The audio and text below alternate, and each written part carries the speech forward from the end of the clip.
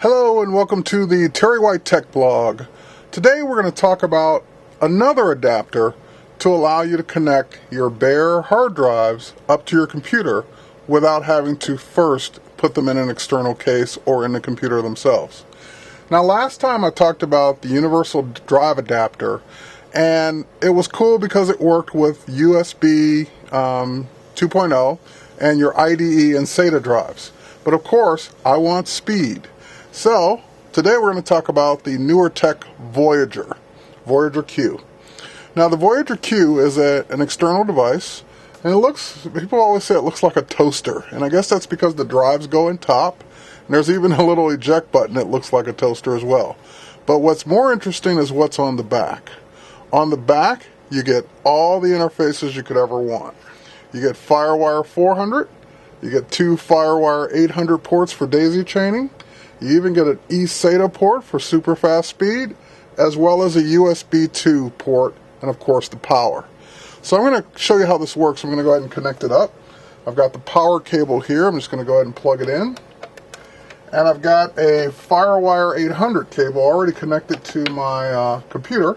I'm just going to go ahead and plug that in the back as well. Now that I've got both cables plugged in, I can either take a 2.5-inch drive, such as the one that came out of my MacBook Pro when I upgraded, or I can take a full 3.5-inch drive and insert it right in the top of the unit. So I'm just going to go ahead and push it down, make sure it's seated properly, and then there's a power button right on the front. We'll just go ahead and press that to turn it on. Now in a few seconds, and I can already start to feel and hear the drive spin up, but it takes, as long as it takes for the drive to spin up, and then at that point, if the drive has any data on it or is mountable, it will go ahead and mount right on the desktop. So, I'm working here with my Mac Pro in the background here. So, the drive is already mounted. It's right here. It's called Second HD, because when it was in my computer, it was my second hard drive. So it mounts as a standard Firewire drive or USB drive, or if you have eSATA drive. So at this point, I can start copying files from it to it, reformat it, do whatever I need to do to access this drive. So the beauty of this is that we can use this external adapter without having to first put the drive in a case. Now, to get the drive out, I'm going to go ahead and unmount it first from the computer. So I just ejected it, and I saw it disappear from the desktop there, and I even can tell that it's starting to spin down.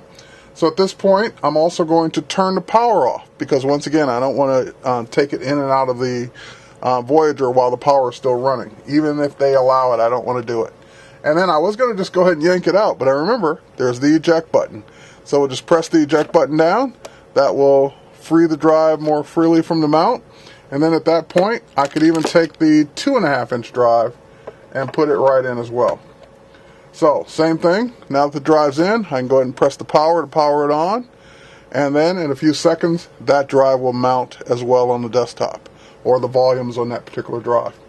So, very cool technology. This is the Voyager Q.